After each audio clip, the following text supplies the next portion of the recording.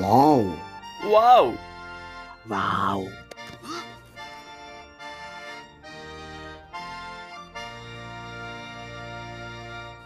ගොඩක් ආදරණීයයි.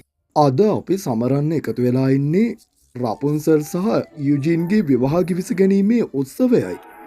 ඔබ දෙපළ හැමදාමත් සැමියා හා බිරිඳ ලෙස ජීවිතය ගත කරන්න. ඒකත් සදාකාලික සාමයෙන්. මට මුදු දෙක දෙන්න.